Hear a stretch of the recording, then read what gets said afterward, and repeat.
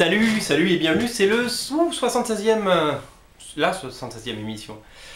Écoutez, beaucoup de choses parce qu'on est en début de mois, donc on va essayer d'aller vite parce qu'il y a beaucoup de choses à vous montrer. On va commencer avec les sorties en VF. Alors on va commencer tout naturellement par le kiosque avec la sortie des Chroniques de Spawn numéro 35, qui a la particularité d'avoir deux numéros de Spawn, une publicité pour Darkness Batman qui ressort par Marc Silvestri, deux numéros avec la nouvelle équipe en place de Spawn. Les auteurs, on des noms, c'est Simon quelque chose, et on des noms compliqués. Donc voilà, donc toute nouvelle direction pour les chroniques de Spawn, et donc deux numéros, donc pas de numéro de Haunt cette semaine, mais un super bonus, un numéro spécial de Walking Dead dessiné par les dessinateurs d'Invincible. Ils ont fait un petit switch et c'est très drôle, je ne vous en dis pas plus. C'est évidemment une plaisanterie. Et puis toujours The Writer, la série pas bien dessinée à la fin de Sam & Twitch. Voilà.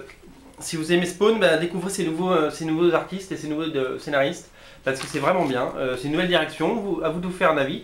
C'est surtout un magazine très complet à 5,50 € qui propose une bonne lecture, et je suis vraiment... voilà, moi j'aime beaucoup ce magazine et je le dis à chaque fois. Donc n'hésitez pas, Chronique de Spawn numéro 35 avec les épisodes de Spawn 201 et 202. On continue avec la sortie, c'est sorti hier, de Spider-Man, ou avant-hier, numéro 135, avec toujours l'épisode de la série Spider-Man Wolverine Astonishing par Adam Kubert et Jason Aaron. Et surtout, les trois numéros de Spider-Man dessinés par Lee Weeks, qui sont pas très intéressants scénaristiquement parlant, mais graphiquement, regardez un peu comme ça vient. Lee Weeks, qui est un dessinateur et encreur hors pair, comme vous le savez, et je sais pas, il y a un peu de John Romita Jr. aussi dans ce qu'il fait. C'est vraiment super, c'est vraiment magnifique. Voilà, donc c'est a priori une nouvelle formule. Dans une nouvelle formule, il y a juste un nouvel édito. Voilà, ça coûte 4 €, il y a 4 épisodes, on fera pas mieux, et c'est surtout sympa. Donc si vous aimez les bons dessins, et c'est un peu old school, donc les gens qui n'aiment pas Marcos Martin et tous ces scénaristes, tous ces dessinateurs, pardon, devraient aimer ce style plus classique. Sortie enfin de Comic Box spécial Thor, c'est un hors-série, avec derrière la publicité pour le film Captain America, et évidemment le film Thor. Tadam. Alors je me suis dit, est-ce que je le prends ou pas? Ça coûte combien? Ça coûte 5,90 €. Ben oui, pourquoi je l'ai pris? Parce qu'en fait je connais mal le personnage de Thor, et j'avais besoin d'avoir une petite piquousse de rappel, Jack Kirby, toute la série, et puis toutes les époques en fait, qui a fait quoi, et je suis reparti, j'ai lu quasiment tout, je l'ai dévoré ce numéro. Alors il n'est pas très épais, mais il est bien. C'est bien parce que du coup ça permet de connaître un petit peu le personnage, donc je suis vraiment ravi. Dedans il y a même des pages signées Jack Kirby parce que c'est toujours intéressant. Et il y a surtout une interview de l'incroyable, talentueux et généreux Olivier Coipel. Elle est où? Elle est là, Olivier Coipel, que vous voyez en petite photo là-haut. Et voilà, donc ça c'est vraiment excellent. Comic Box hors série numéro 1, spécial numéro 1. Sautez dessus parce que avant la sortie du film, ou si vous lisez très peu de Thor, c'est vraiment la chose à découvrir. Voilà, ça c'était les sorties kiosques. J'ai maintenant 3 sorties librairie à vous montrer. Donc le 5e tome de Scott Pilgrim, comme vous voyez, qui est sorti. Donc je ne vous présente plus Scott Pilgrim, le DVD sort dans quelques jours d'ailleurs, le 6 avril pour être précis, c'est marqué sur le stickers. Le film n'a pas eu un grand succès au cinéma, il est mal sorti en France. Mais là, il est, ça a dévoré parce que cette série elle est vraiment très bien et je sais que vous l'aimez, donc ça coûte 7 € et c'est à dévorer. C'est chez Milady, et chez Milady toujours on a ça qui s'appelle Crossed. C'est une série qui paraît chez Avatar Press aux États-Unis. C'est scénarisé par Garth Ennis, le scénariste de Preacher, de Punisher et de toutes ces choses-là, et The Boys. Alors c'est quoi en fait? En fait c'est un espèce de Walking Dead meets The Boys. C'est assez cru, c'est pour les adultes, c'est pas pour les enfants. C'est des zombies ou des infectés et un groupe de personnages qui, d'ailleurs le héros ressemble un petit peu au héros de Walking Dead, c'est en couleur. Alors c'est pas culte comme Walking Dead, par contre c'est très sympa parce que c'est plutôt rigolo et c'est plutôt irrévérencieux. On s'attend pas à ça, je vous en dis pas plus.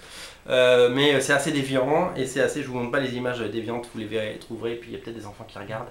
Haha, j'en ai trop dit. Et voilà, c'est vraiment très intéressant et je suis vraiment voilà, c'est à découvrir, c'est 12,90 € chez Milady. Également sorti cette semaine partout, partout en France, dans toutes les bonnes librairies. La sortie du Blade Runner en BD, ça s'appelle, ils ont repris le titre. En fait, c'est adapté du roman qui avait été adapté pour faire le film Blade Runner. Donc, c'est Philippe Cadic que vous connaissez parce que beaucoup d'entre vous ont lu Do Android Dream of Electric Sheep. C'est dessiné par Tony Parker qui, entre deux matchs, n'hésite pas à prendre son plus beau crayon pour faire un dessin assez soigné d'ailleurs. C'est assez propre. C'est une adaptation littérale. Le texte est d'origine. Voilà, le dessin est clean. Donc, je pense que les fans. Les Philippe devraient aimer, et les fans de Philippe Cadic aussi, puisque c'est le texte original retraduit pour l'occasion, avec les couvertures originales, avec un texte de Warren Ellis, une introduction, un autre texte de Ed Brubaker et un de Matt Fraction, si je ne me trompe pas. Et voilà, c'est ça. Et puis, bah voilà, donc c'est plutôt fidèle. Alors, l'avantage de cette série, c'est également qu'il va y avoir un tome qui vient de sortir, et d'ici cet été il y aura les 3 premiers tomes. La série est une série qui se termine, c'est en 24 numéros, je crois qu'il y en a 5 là-dedans. Donc voilà, c'est plutôt bah voilà, pour les fans de Philippe Cadic, je pense qu'il devrait y avoir, ils devraient trouver leurs clients, voilà. Quelques sorties VO, parce que j'adore ça, vous le savez, je lis beaucoup de comics en VO. D'abord, Uncanny X-Men 534, pardon. Pourquoi je l'ai pris celui-là? D'habitude je ne les prends pas, je l'ai simplement pris parce qu'il y a notre ami Paul Renaud, et voilà, je voulais lui faire un petit clin d'œil. Paul Renaud qui dessine quelques pages d'Uncanny X-Men, et ça c'est bien, un Frenchie sur Uncanny X-Men, c'était pas arrivé depuis Olivier Coipel, et à chaque fois c'est des gens plutôt talentueux, donc ça tombe bien. La sortie de Kick-Ass 2, numéro 2. Alors il faut savoir que Kick-Ass est publié en Angleterre dans le magazine Clint, et qu'ils en sont déjà au numéro 3, voire numéro 4. Et ça tarde à sortir à chaque fois enfin comme ça en VO. Donc voilà, deuxième numéro. Que penser de ce numéro? Bah écoutez, c'est bien, c'est une nouvelle direction pour Kick-Ass parce qu'il faut faire évoluer le personnage, on peut pas rester dans le... il faut apporter des nouvelles choses. Moi ce que je regrette, c'est que, regardez le travail sur les couleurs et sur le dessin. Ce qu'on apprend, c'est que John Romita Jr. ne fait que les crayonnés très rapides, et que c'est Tom Palmer, c'est ça, c'est Tom Palmer, oui, qui fait qui dessine. C'est dessiné par Tom Palmer, c'est plus du tout dessiné par John Romita Jr. Donc du coup le rendu est très bizarre, c'est vraiment différent. Le coloriste c'est Dean White, je crois, il y va mais comme un bourrin, c'est limite trop. Je sais pas, c'est plus tout à fait le même esprit graphique, bon c'est sympa, mais c'est pas... Moi j'aime bien le John Romita un peu plus pur, et c'est dommage qu'il ait pas le temps de dessiner Kick-Ass, puisque comme vous le savez, il est sur Avengers, donc bon, on fera sans. Également Astonishing Spider-Man Wolverine numéro 5 que vous lirez dans 2 mois en français. Amazing Spider-Man 657, pourquoi je l'ai pris? Parce que c'est le dernier numéro de Marcos Martin, et que j'adore Marcos Martin, et regardez, hop, et je le prouve. Voilà, donc ça c'est plutôt sympa. Alors ça c'est un truc que j'ai pas encore eu le temps de lire, mais je vais le lire, c'est Captain America The Secret Avengers. Pourquoi j'ai pris ça? Parce que c'est Greg Tocchini au dessin. Et Greg Tocchini, vous le savez, c'est le dessinateur de Last Day of American Crime, une série que j'ai beaucoup soutenue et que j'aime beaucoup. Et voilà, dans un style plus mainstream, voilà, il a fait un truc plutôt beau, donc voilà, je ne l'ai pas encore lu, mais voilà, je l'ai pris pour ça. Et ça c'est pareil, ça c'est un truc que j'ai pris pour la couverture. Captain America numéro 616. Alors c'est quoi? C'est le numéro anniversaire des 70 ans de Captain America. Couverture de Travis Charest. Et une page de Travis Charest. Une page! Vous vous rendez compte? Donc il a bossé, hein. Et après il y a des pages très intéressantes par pas mal d'artistes. Il y a notamment du Ed McGuinness, que moi j'aime beaucoup comme artiste. Il y a du Howard Checking, il y a du Mike Deodato, il y a du Paul Grist. Très intéressant, un numéro anniversaire comme on les aime, du Paul Azaceta qu'on avait vu sur Spider-Man. Voilà, donc un numéro anniversaire très sympa. Coup de cœur VO de la semaine, je termine avec ça. Ultimate X numéro 4. C'est